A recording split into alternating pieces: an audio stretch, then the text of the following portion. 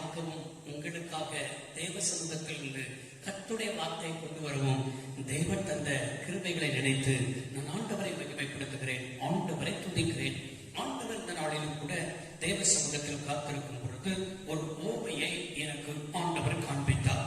மத்திய சுவிசேஷ புத்தகம் 22ஆம் அதிகாரம் 1 முதல் நம்மளுக்கு அந்த ஓமை என்ன செய்யப்பட்டிருக்கிறது, எழுதப்பட்டிருக்கிறது.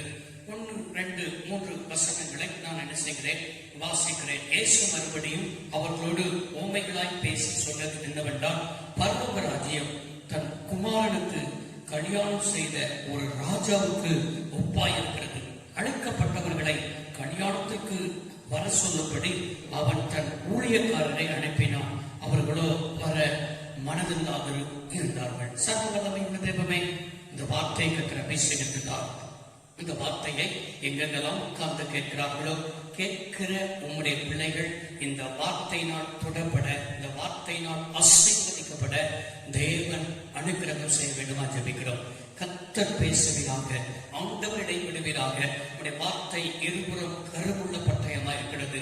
எந்த மனுஷனையும் உருவ குத்தத்தக்க வார்த்தைகள் வெளிப்படணும். கர்த்தருடைய ரேமா வெளிப்படணும். கர்த்தருடைய வார்த்தை வெளிப்படணும். நாங்கள் ஜெபிக்கிறோம்.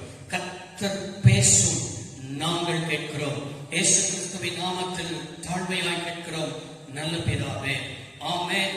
இங்கே பரலோக ராஜ்யத்தின் ரகசியங்களை குறித்து ஆண்டவர் என்ன செய்திருக்கிறார், ஒரு ஓமையாக சொல்கிறதே தான் இங்கே இப்பொழுது 22ஆம் அதிகாரத்தில் நாம் வேதத்தில் வாசித்தோம்.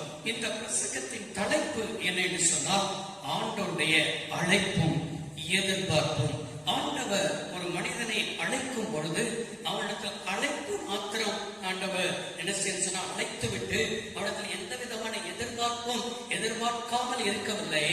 அழைத்த ஆண்டவர் அவனிடத்தில் எல்லாவற்றையும் அவன் எதிர்பார்க்கிறவராக இருக்கிறார். இங்கே இந்த ஓமையிலும் கூட ஆண்டவர் என்ன செய்திருக்கிறார் என்று சொன்னால், ஒரு ராஜா தன் மகனுக்கு கல்யாணத்தை என்ன செய்திருக்கிறார், ஏற்பாடு செய்திருக்கிறதாக ஒரு ஓமையை ஆண்டவர் சொல்கிறார். இந்த ஓமை எப்பொழுது இயேசு சொன்னார் என்றால், இயேசு இந்த ஓமையில் 33 வருஷம் ஊழியம் செய்தார். அவர் 33 வருஷம் ஊழியத்தில் ஊழிய நாட்களில் 3 வருடம் கடைசி என்ன செய்தார் என்று சொன்னால், அங்கே சொன்ன ஓமை தான் இது. அவர் இந்த பூமியில் 33 வருஷம் என்ன செய்தார், உயிரோடு கூட, அதாவது மனிதனா இருந்தார். அங்கே 3 வருஷம் தான் அவர் ஊழியங்களை செய்தார். 3 வருஷத்தினுடைய கடைசியில தான் இந்த ஓமையை சொன்னதாக நம்மளால் என்ன செய்ய முடிகிறது, பார்க்க முடிகிறது. இந்த ஓமை இஸ்ரவேலரையும் அவர்கள் நற்செய்தியையும் புறக்கணித்ததாக பற்றியதாக இருந்தாலும் கூட, இந்த நாட்களில் புதிய ஏற்பாட்டு நாட்களில் இந்த 21ஆம் நூற்றாண்டில் சபை விசுவாசிகளுக்கும் இந்த ஓமை பொருந்ததாக என்ன செய்யப்படுகிறது, காணப்படுகிறது. இந்த ஓமையில் சொல்லப்படுகிறதான ராஜா யார் என்று சொன்னால், அது பிதாவுக்கு ஒப்பனையா இருக்கிறது. இந்த ஓமையில் சொல்லப்படுகிற குமாரன் இயேசு கிறிஸ்துவுக்கு என்ன செய்கிறது, ஒப்பனையா இருக்கிறது. மத்தேயு 22ஆம் அதிகாரத்தில் 7வது வசனத்தில், யார் என்ன செய்ய தன்னுடைய ஊழியக்காரரை கொலை செய்தார்களோ அந்த பட்டணத்தை ஆண்டவர் என்ன செய்தார் என்று சொன்னால், அவர்களை சுட்டரித்தார் என்று சொல்லப்படுகிறது. அந்த பட்டணம் எந்த பட்டணம் என்று சொன்னால், அந்த பட்டணம் இஸ்ரவேல் பட்டணங்களை என்ன செய்யப்படுகிறது, குறிக்கப்படுகிறது. இங்க ஊழியக்காரர்கள் என்று சொல்லப்பட்டிருக்கிறது. 2 ஊழியரை அனுப்பினதாக அங்கே ஆண்டவர் எழுதியிருக்கிறாரே. ஊழியர் யாரை குறிக்கிறது என்றால், இயேசு தம்முடைய சீசர்களை என்ன செய்கிறது, குறிக்கிறதாய் காணப்படுகிறது. யூதர்கள் திருமணம் ஒரு காரியத்தை என்ன செய்வார்கள் என்றால், பெண் வீட்டாரும் மாப்பிள்ளை வீட்டாரும் என்ன செய்வார்கள், ஒப்பந்தம் செய்வார்கள். அந்த ஒப்பந்தத்தின் பின்பாக மாப்பிள்ளை வீட்டார் தான் திருமணத்திற்குள்ள எல்லா காரியங்களையும் ஆயத்தம் செய்வார்கள். அங்கே யூதர்களுடைய திருமணம் என்ன செய்வது என்று சொன்னால், 1 வார காலம் முழுவதும் என்ன செய்யப்படும் என்றால் திருமணம் நடைபெறும். இப்படிதான் ராஜா வீட்டில் திருமணம் என்ன செய்வது சொன்னால் நடத்துகிறார்கள் என்று சொன்னால், ராஜா வீட்டுக்கு வருகிறதான எல்லாருக்கும் பழையற்பாட்டை சொல்லிருக்கிறது, அவர் ராஜா வீட்டுடைய என்ன செய்யப்படும் என்றால் வஸ்திரம் என்ன செய்யப்படும், கொடுக்கப்படும். இங்கே வஸ்திரம் அஸ்திரம் என்று சொல்லப்பட்டிருக்கிறது என்று சொன்னால், இங்கே நீதியின் வஸ்திரங்களை சொல்லப்பட்டிருக்கிறது, ரட்சிப்பின் வஸ்திரங்களை சொல்லப்பட்டிருக்கிறது. அழைக்கப்பட்டவர்கள் கல்யாணத்துக்கு வராதபடி ஊழியக்காரனை ஆண்டவர் அனுப்பியும் கூட அசட்டை செய்தவர்களாய், அவர்கள் மாத்திரமல்ல, அவர்கள் என்ன செய்தார் என்று சொன்னால் அவர்கள் பரியாசம் செய்கிறவர்களாய், வர மனதில்லாதவர்களாய் இருந்தார்கள் என்று பார்க்கிறோம். அதனால் அந்த உண்மையில் அழைக்கப்பட்டவர்கள் அநேகர், தெரிந்து கொள்ளப்பட்டவர்கள் சிலர் என்று என்ன செய்யப்பட்டிருக்கிறது, எழுதப்பட்டிருக்கிறது. எனக்கு இறுதியான தேவனுடைய பிள்ளவே, நம்ம பிரசங்கத்தின் தலைப்பு ஆரம்பத்திலே சொல்லியிருந்தேன், ஆண்டுடைய அழைப்பும் எதிர்பார்ப்பும் என்று சொன்னேன் அல்லவா? மத்தேயு 22ஆம் அதிகாரம் வசனம் 3 இவ்வாறாய் வாசிக்கிறோம். அழைக்கப்பட்டவர்களை கல்யாணத்திற்கு வர சொல்லும்படி அவன் தன் ஊழியக்காரனை அனுப்பினான், அவர்களோ வர மனதில்லாமல் இருந்தார்கள். இது எந்த அழைப்பை குறிக்கிறது என்று சொல்லி நம்ம பார்ப்போம் என்று சொன்னால், ஒரு குறிப்பிட்ட நபர்களுக்கு வரும் அழைப்பு என்று சொல்லணும்னு சொன்னால், ஒரு குறிப்பிட்ட தேசத்திற்கு, என்ன குறிப்பிட்ட சபைக்கு, இல்லைன்னா குறிப்பிட்ட மனிதர்களுக்கு வருகிறது அழைப்பு. இங்கே 3ஆம் அதிகாரத்தில் இந்த அழைக்கப்பட்டவர்கள் அப்படி சொல்லப்பட்டிருக்கிறதா, அது யாரை சொல்லியிருக்கிறது என்றால், இஸ்ரவேல் தேசத்தை, அதாவது யூதர்களை தான் ஆண்டவர் என்ன செய்தார் என்று சொன்னால் அழைத்தார். யூதர்களை ரட்சிப்பதற்காக. யூதர்கள் என்ன காணாமல் போன ஆடுகளை போல இருந்தார்கள், வழி தப்பி போயிருந்தார்கள். ஆண்டவர் இந்த கானானிய ஸ்திரீயிடத்தில் சொன்னார் அல்லவா, நான் என்ன சொன்னான், இஸ்ரவேல் வீட்டாருக்கு என்ன சொன்ன வந்தேனே அன்றே, வேறு ஒன்றுக்கு நான் வரலன்னு சொல்லி கானானிய ஸ்திரீயிடத்தில் சொன்னது போலவே ஆண்டவர் இஸ்ரவேலர்களுக்காக நான் அந்த பூமிக்கு என்ன செய்தார், வந்தார். காணாமல் போன இஸ்ரவேலர்களை மீட்டுக் கொள்ளதான் வந்தார். மெஸ்ஸியாவை எதிர்பார்த்துக் கொண்டிருக்கிறார்களே, நான் தான் மெஸ்ஸியா என்பதை அவர்களுக்கு வெளிப்படுத்ததான் வந்தார். ஆனால் யூதர்கள், சொந்த ஜனங்கள் அவரை புறக்கணித்தார்கள். அந்த ரட்சிப்பு தான் புறஜாதிகளுக்கு ரட்சிப்பா என்ன செய்தது, மாறினது. இப்போ குறிப்பிட்டதாக யூதர்களை மனம் திரும்புவதற்காக அந்த அழைப்பு என்ன செய்யப்படுகிறது, கொடுக்கப்படுகிறது. இதனால்தான் கல்யாண வீட்டிற்கு அங்கே ராஜா தம்முடைய ஊழியக்காரனை, தம்முடைய குமாரனை ஆண்டவர் என்ன செய்கிறார், அனுப்பி அழைக்கப்பட்டவர்களை வரவழைக்க என்ன செய்கிறார், சொல்லுகிறார். அது குறிப்பிட்டதாக அன்றைக்கு எத்தனையோ தேசத்துல எத்தனையோ இனங்கள் இருந்தது, பெலிஸ்தியர்கள், அமலேக்கியர்கள், அல்லேலூயா, இன்னும் எத்தனையோ தேசங்கள் இருந்தது. அதற்கெல்லாம் அந்த அழைப்பு வரல, குறிப்பிட்டு தம்முடைய ஜனங்களுக்கு. இன்றைக்கும் திருச்சபையில எத்தனையோ பேர்கள் இருக்கலாம், குறிப்பிட்டு தம்முடைய வேலையை செய்வதற்காக ஒரு ஆண்கள் ஐக்கியத்தின் தலைவர், பெண்கள் ஐக்கியத்தின் தலைவி, அதே போல வாலிபர் ஐக்கியத்தின் தலைவி, சிறுவர் ஊழியத்தின் தலைவி, இப்படி சுவிசேஷ ஊழியத்தின் தலைவி என்று சொல்லி சபையில எத்தனையோ பேர் இருந்தாலும் குறிப்பிட்டு நமக்கு, குறிப்பிட்ட நபர்களுக்கு ஒரு விசேஷித்த ஒரு அழைப்பு என்ன செய்யப்படும் என்றால் வரும் அல்லவா. அந்த விசேஷித்த அழைப்பு என்றால் தேவன் நம்மளை நம்பி தந்த அழைப்புக்கு நாம் பாத்திரவான்களாய் என்ன செய்யப்பட வேண்டும், காணப்பட வேண்டும் என்பதுதான் பிதாவுடைய எதிர்பார்ப்பா இருக்கிறது. அந்த அழைக்கப்பட்டவர்களை கல்யாணத்திற்கு வருவதற்கு ஊழியக்காரனை ஆண்டவர் என்ன செய்கிறார், அனுப்புகிறார். அவர்களோ என்ன செய்தார்கள், வர மனதில்லாத இருந்தார்கள். இன்றைக்கும் அநேகருக்கு என்ன செய்ய சொன்னால், ஆவிக்குரிய காரியத்தில் தான் மனதில்லாதபடி, ஜெபத்திற்கு மனதில்லாதபடி, வேத வாசிக்க மனதில்லாதபடி, ஆலய கூடுகை மனதில்லாதபடி, அதே போல ஊழியம் மனதில்லாதபடி, இப்படி மனதில்லாதபடி பிசாசு அவருடைய மனதை என்ன செய்திருக்கிறான் என்றால் கூண்டாக்கி வைத்திருக்கிறான் என்று என்ன செய்ய முடிகிறது, பார்க்க முடிகிறது. மனதில்லாத இருக்கிறீங்களா? அன்றைக்கு கெட்ட குமாரனை குறித்து நம்ம ஓமையை குறித்து தான் சொல்லுவோம். ஆனால் மூத்த ஒரு குமாரன் இருந்தார். மூத்த குமாரன் என்ன செய்தார் என்று சொன்னால், இளைய குமாரன் வந்துவிட்டான் என்று சொல்லி அப்பா அவனை உபசரிக்கும் போது மூத்த குமாரன் என்ன செய்தார்னா, வீட்டுக்குள்ள வருவதற்கு மனதில்லாத இருந்தார். கோபம், எரிச்சல். அதுக்குத்தான் அப்பா சொன்னார், மகனே நீ எப்பொழுதும் என்னோடு கூட இருக்கிறார், எனக்குரியதெல்லாம் உனக்குரியது. ஆமென். நம்ம யார் நல்லவர்கள் என்று நினைப்போமோ அவர்கள் தான் என்ன செய்வார்களா, மனதில்லாதபடி கோபத்தோடு எரிச்சலோடு நம்மளோட கூட இருப்பார்கள். எனக்கு அருமையானவர்களே, இதெல்லாம் மனதில்லாம இருந்திருக்கிறீங்க. இன்னைக்கு மனதில்லாம இருக்கிறதெல்லாம் ஆண்டவர் எதிர்பார்க்கிறார். நீ முழு மனதோடு எல்லாவற்றையும் செய்யணும்னு ஆண்டவர் எதிர்பார்க்கிறார். அந்த மனதில்லாத இருந்தபடினா வேறொரு ஊழியக்காரன், அந்த ஊழியக்காரன் சொல்ற, நான் போய் சொன்னேன், எல்லாத்தையும் சொன்னேன், ஆனா அவருக்கு வருவதற்கு என்ன செய்யலன்னா மனதில்லை. சரி பரவாயில்ல, இந்த ஊழியக்காரன் சொல்வதனாலதான் வராதபடி இருக்கிறார்கள் என்று சொல்லி வேறொரு ஊழியக்காரனை என்ன செய்தார், அங்கே ராஜா அனுப்புகிறார். அனுப்பும் பொழுது சொல்லுகிறார், என்ன சொல்கிறார் என்று சொன்னால், என் விருந்த ஆயத்தப்படினேன், எருதுகளும் கொளுத்த ஜந்துகளும் பிடிக்கப்பட்டது, எல்லா ஆயத்தமா இருக்கிறது. இருக்கிறது, போய் சொல், கல்யாணத்துக்கு வாருங்கள் என்று அழைக்கப்பட்ட சொந்தங்கள் என்று அனுப்பினார். அவர்களோ அதை அசட்டை பண்ணி, என்னது, ஆண்டவருடைய காரியத்தை அசட்டை பண்ணி, ஞாயிற்றுக்கிழமை ஆராதனை வருவதற்கு அசட்டை பண்ணி காதுகுத்துக்கு போவாங்க, கல்யாணத்துக்கு போவாங்க, எல்லா நிகழ்ச்சிக்கு போவாங்க. ஆனா ஆண்டவருடைய ஆலயத்துக்கு வருவதற்கு மட்டும்தான் அசட்டை. ஆனா திங்கட்கிழமை பாருங்க என்ன சொல்லுவாங்கன்னு சொன்னா, கரெக்டா ஸ்கூலுக்கு அனுப்புவாங்க, கல்லூரிக்கு அனுப்புவாங்க, கரெக்டா எல்லா வேலையும் கரெக்டா செய்வாங்க.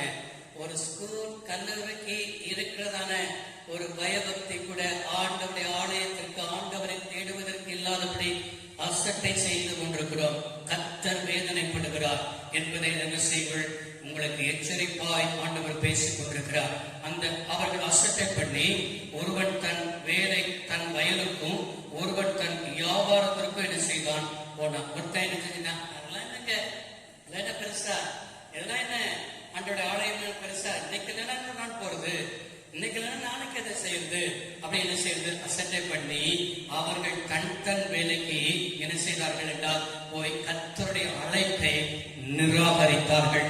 அது மாத்திரமல்ல, அந்த ஊழியக்காரனை பிடித்து அவமானப்படுத்தி கொலை செய்தார்கள். இப்படி என்ன செய்யப்பட்டிருக்கிறது என்றால் அந்த ஓமையில் ஆண்டவர் சொல்லியிருக்கிறார். இன்றைக்கும் நீங்கள் என்னென்ன காரியத்தில், ஆவிக்குரிய காரியத்தில் முற்றிலும் அழித்துக் போட நினைக்கிறீர்களா, முற்றிலும் இல்லாமல் போகணும் என்று சொல்லி நினைக்கிறீர்களா?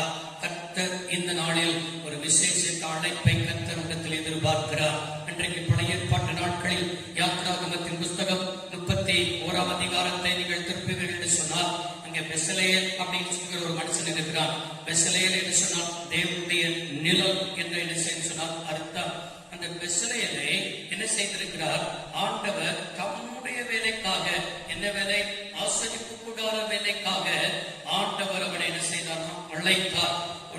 அங்கே யாத்ராகமம் 31ஆம் அதிகாரம் 2வது வசனம் 3வது வசனம், அழைத்து வினோத வேலைகளை அவன் யோசித்து செய்வதற்கு, அவன் பொன்னினாலும் வெள்ளியினாலும் வெண்கலத்தினாலும் வேலை செய்வதற்கு, ரத்தனங்களை குத்தரை வெட்டாக வெட்டி பதிக்கிறதற்கும், மரத்தில் சித்திர வேலைகளை செய்வதற்கும், சகலவித வேலைகளை யூகித்து செய்வதற்கும் வேண்டிய ஞானமும் புத்தியும் அறிவும் அவனுக்கு உண்டாக அவனை தேவாவியால் நிரப்பினார். இதுல என்ன சொன்னா, யோசித்து செய்வதற்கு, யூகித்து செய்வது, அவங்களே செய்வதற்கு. அல்ல, இன்னைக்கு சபையில பாருங்க, அவங்களே செய்யறதுக்கு என்ன வராதுன்னா, என்ன வராது, நம்மளே பின்னால இதை செய்யுங்க, இந்த ஊழியத்தை இதை செய்யுங்க, இதுக்குத்தான் ஆண்டவர்களை அழைச்சார், எதுக்குத்தான் உங்களை ஆண்டவர் தெரிந்து கொண்டார் சொல்லி பின்னால் புஷ் பண்ணாலும் கூட, இங்க மத்திய 22ஆம் அதிகாரத்துல சொன்னது போல, ஒருத்தன் வியாபாரத்திற்கும் ஒருவன் என்ன செய்ய வயல் நிலத்துக்கும் போனது போலதான் இன்றைக்கும் எவ்வளவுதான் புஷ் பண்ணாலும் அவர் புஷ் பண்ணுவாரு. அவருக்கு என்ன வேலை இருக்கு, நமக்கு எத்தனை வேலை இருக்குன்னு சொல்லி ஆவிக்குரிய காரியத்தை அசட்டை பண்ணி கொண்டு, ஆவிக்குரிய காரியத்திற்கு மனதில்லாதபடி இருக்கிற உன்னை பார்த்துதான் கர்த்தர் உன்னை அழைத்ததற்கு எதற்கு, உனக்கு என்னத்தை எதிர்பார்க்கிறார் என்பதை தான் கர்த்தர் பேசிக் கொண்டிருக்கிறார். காதுள்ளவன் கேட்க கடவன். கரங்களை உயர்த்தி அவன் பெசலேயலை ஆண்டவர் நிரப்பினார். தேவ ஆவியினால் நிரப்பினது நிமித்தம் எல்லா காரியத்தையும் என்ன செய்ய யூகித்து அதை யோசித்து செய்வதற்கு தேவ கிருபை அவனை என்ன செய்தது, தாங்கினது என்பதை நாம் என்ன செய்து கொள்ளுகிறோம், விளங்கிக் கொள்ளுகிறோம். அப்போ ஆண்டவர் ஒரு குறிப்பிட்ட நபர்களை முதலாவது அழைக்கிறார். இரண்டாவது மத்திய சுவிசேஷ புத்தகம், அந்த குறிப்பிட்ட நபர்கள், குறிப்பிட்ட தேசங்கள், குறிப்பிட்ட சபைகள் ஆண்டவருடைய அழைப்பை அசட்டை பண்ணும் பொழுது ஆண்டவர் என்ன செய்கிறார், மத்திய 22ஆம் அதிகாரம் 9வது வசனம், ஆகியால் நீங்கள் வழிச்சந்தையிலே போய் காணப்படுகிற யாவரையும் கல்யாணத்துக்கு அழைத்துக் கொண்டு என்ன செய்யுங்கள், பாருங்கள். இப்போ வழிச்சந்தைக்கு போங்க. அழைக்கப்பட்டவர்கள் நிராகரித்ததினால், அசட்டை பண்ணுகிறதுனால் வழிச்சந்தையில நிற்கிற யாவரையும், இது எந்த அழைப்புன்னா எல்லா நபருக்கும் வரும் அழைப்பு. எல்லாரையும் ஆண்டவர் என்ன செய்கிறார், அழைக்கிறார். அங்கே பாருங்க, வழிசந்தைக்கு தம்முடைய ஊழியக்காரனை அனுப்புகிறார். வழிசந்தையில போய் அங்கே ரோட்டுகள்ல, போறங்கள்ல, அங்க உட்கார்ந்து இருக்கிற, இங்க உட்கார்ந்து இருக்கிற, பெஞ்சுகள் உட்கார்ந்து இருக்கிற, சும்மா உட்கார்ந்து இருக்கிற, அங்க நின்று கொண்டிருக்கிற எல்லாரையும் ஆண்டவர் பார்த்து, அது தம்முடைய ஊழியக்காரன் கண்டு நல்லோ பொல்லோ யாவரையும் கூட்டிக் கொண்டு வந்தான். அவன் நல்லவரா இருந்தாலும் சரி, பொல்லாரா இருந்தாலும் சரி, பார்க்கறது இல்லை. இன்னைக்கு சபைக்கு வருகிற எல்லாரும் நல்லவர்களும் சரி பொல்லாதவர்களும் சரி எல்லாரும் என்ன செய்கிறார்கள், வருகிறார்கள். எல்லாரையும் கல்யாண வீட்டுக்கு என்ன செய்து கொண்டிருந்தார், அழைத்துக் கொண்டு வந்தார். ராஜா பிரவேசிக்கிறார். பார்த்தா அல்லேலூயா, ஐயோ எவ்வளவு ஜனங்கள் வந்திருக்கிறாங்க அப்படின்னு சொல்லி ராஜா ரொம்ப சந்தோஷப்பட்டாரா. கல்யாண வீடு முழுவதும் என்ன செய்தது, மக்களாய் நிறைந்திருந்தது. ஐயோ நம்ம அழைத்தவர்கள் வராமல் போனா நம்ம ஆயத்தம் பண்ணதெல்லாம் வேஸ்டாக இருக்குமே, பரவாயில்ல இவர்களாய் வந்திருக்கிறாங்களே அப்படின்னு சொல்லி என்ன செய்யணும்னு சொன்னா, ராஜா சந்தோஷப்படாம அங்க விருந்து உபசரிக்க இடத்துக்கு வரார். அங்க ஒரு மனிதனை பார்க்கிறார். அந்த மனிதன் பார்த்தா கல்யாண வஸ்திரம் இல்லாதபடி என்ன செய்தான் என்று சொன்னால், அந்த விருந்துக்கு என்ன செய்திருந்தான், வந்திருந்தான். அந்த மனிதனை பார்த்து கல்யாண வஸ்திரம் தெரியாத ஒரு மனுஷன் அங்கே கண்டு, சிநேகிதனே நீ கல்யாண வஸ்திரம் இல்லாதவனாய் இங்கே எப்படி வந்தார் என்று கேட்டான். ஆமென். அது என்ன அர்த்தம்? கல்யாண வஸ்திரம் என்பது உண்மையான விசுவாசம் வைக்காத, அல்லேலூயா, தேவனுடைய அல்லேலூயா, தேவன் மேல் உண்மையான விசுவாசம் வைக்காதவர்கள், அதே போல அவருடைய நீதியின்படி அவருடைய மக்களாய் அவருடைய பிள்ளைகளாய் வாழாதவர்கள் தான் கல்யாண வஸ்திரம் என்ன செய்கிறேன்னு சொன்னால் இல்லாதவர்கள். இந்த மனிதனை பார்த்து நீ எப்படி வந்தார் என்று சொல்லி அந்த மனுஷர்கள் கேட்கும் பொழுது ராஜாவுக்கு முன்பாக பேசாது. எந்த மனுஷனும் ராஜாவுக்கு முன்னால் பேச முடியாது. ராஜாவாய் இயேசு இந்த பூமியில் வரப்போகிறார். அவருக்கு முன்னால ஐயோ நான் வயல் நிலத்துக்கு போனேன், நான் அங்க போனேன், நான் இங்க போனேன் என்ன செய்ய சொன்னா, யாரும் ராஜாவுக்கு முன்னால ஒரு நாள் சாக்கு போக்கு சொல்ல முடியாது. அவர் ராஜாவாய் ஏக சக்கராதிபதியாய் இந்த பூமியில் ஒரு நாள் வரப்போகிறார். நீ வஸ்திரம் இல்லாதவனாய் இருக்காய் என்று சொன்னார். உன்னையும் ஆண்டவர் பார்த்து சொல்வார், ஐயோ நான் இவனை கிருபையால் மன்னித்து விட்டேன் என்று சொல்லி ஆண்டவர் உன்னை என்ன செய்ய சொன்னார், மன்னித்து விடாதபடி ராஜா என்னதான் செய்வார் என்று சொன்னார். ராஜா பணிவிடக்காரனை நோக்கி இவனை கையும் காலும் கட்டி கொண்டு போய் அழுகையும் பற்கடிப்பும் உண்டாயிருக்கிற புறமான இருளிலே என்ன செய்யுங்கள், போடுங்கள். ஏன் என்று சொன்னால், எனக்கு அருமையானவர்களே, ராஜா அந்த நீதியை செய்தே பார்க்க வேண்டும். இன்றைக்கும் 4 அதிகாரம் 2 அதிகாரம் 4வது வசனத்தின்படி எல்லா மனுஷனும் ரட்சிக்கப்படவும் அவரை அறிகிற அறிவை அடையும்படி தேவன் சித்தமாயிருக்கிறார். அழைக்கப்பட்டவர்கள் அநேகர், தெரிந்து கொள்ளப்பட்டவர்கள் என்ன செய்ய சொன்னால் சிலராயிருக்கிறார்கள். இன்றைக்கும் ஆட்டுக்குட்டியானுடைய வெளிப்படுத்துகிற 19ஆம் அதிகாரம் 7வது வசனத்தின்படி நம்ம பார்க்கிறோம். என்ன பார்க்கிறோம் என்று சொன்னால், ஆட்டுக்குட்டியானுடைய கல்யாணம் வந்தது, அவருடைய மனைவி தன்னை ஆயத்தப்படுத்தினார் என்று சொல்ல கேட்டேன். ஆயத்தப்படுத்தினார். மனுஷகுமாரன் வரும் பொழுது அவருக்கு முன்பாக நிற்க நாம் பாத்திரவான்களாய் எண்ணப்படுவதற்கு நம்மளை என்ன செய்வோம், ஆயத்தப்படுத்துவோம். ஒரு நாள் எக்காலம் சத்தம் கேட்கப்படுவது போகிறது. ஒரு நொடிப்பொழுதில் நாமெல்லாம் மறுரூபமாக்கப்பட போகிறோம். சபையே, மனவாட்டியாய் சபையே, உன் வஸ்திரங்களை கரைத்துக்கொள். இதுதான் அல்லேலூயா நீ மனம் திரும்புகிற நாட்கள். எனவே உங்களிடத்தில் ஆண்டவர் இதைதான் எதிர்பார்க்கிறார். எனவே இன்றைக்கு ஆண்டவர் சொன்ன வார்த்தையின்படி அழைக்கப்பட்டவர்கள் அநேகராய் இருக்கிறார்கள். தெரிந்து கொள்ளப்பட்டவர்கள் சிலர். தெரிந்து கொள்ளப்பட்டவர்களாய் நீங்கள் என்ன செய்யுங்க, உங்களை ஒப்பு கொடுங்க, உங்களை அர்ப்பணிங்க. இன்றைக்கு அவருடைய எதிர்பார்ப்புகளை நிறைவேற்றுங்கள். கர்த்தர் ஆசீர்வதிப்பார். சர்வ வல்லமையுள்ள தெய்வமே, வானத்திற்கும் பூமிக்கும் ஆண்டவராய் இருக்கிறீர்கள். அன்பு தகப்பனே, இன்றைக்கு கூட இந்த மத்தேயு 22ஆம் அதிகாரத்தின்படி இந்த உவமையின்படி நீர் எங்களோடு கூட பேசியிருக்கிறேன். ஆண்டவரே, குறிப்பிட்ட நபர்களுக்கு வருகிற அழைப்பு பொதுவான அழைப்பு. ஆண்டவரே சொல்கிறோம், எங்களை எந்த நோக்கத்தோடு அழைப்பீரோ அந்த அழைப்புக்கு நாங்கள் பாத்திரவான்களாய் இருக்க, அந்த அழைப்புக்கு நாங்கள் உண்மையாய் ஓட கர்த்தர் எங்களுக்கு கிருபை தரும். நான் எதற்காக பிடித்துக் கொள்ளப்பட்டேனோ அதை பிடித்துக் கொள்ளபடி நான் அவசியப்படுகிறேன் என்று சொல்லி அன்றைக்கு பவுல் சொன்னது போல இன்றைக்கும் நீர் எங்களை அழைப்பதோட தேவன் எங்களுக்கு கிருபை தருவீராக. உங்களுடைய கருத்தில் ஒப்புக் கொடுக்கிற இந்த வார்த்தை எங்கெல்லாம் உட்கார்ந்து கேட்கிறார்களோ எல்லா தேவனுடைய பிள்ளைகளும் ஆசீர்வதிக்கப்படட்டும். எல்லாரையும் உங்களுடைய கரத்தில் ஆசீர்வதித்து ஜெபிக்கிறேன். இயேசுவின் நல்ல நாமத்தில் நல்ல பிதாவே, ஆமென். கர்த்தர் ஆசீர்வதிப்பாராக. God bless you.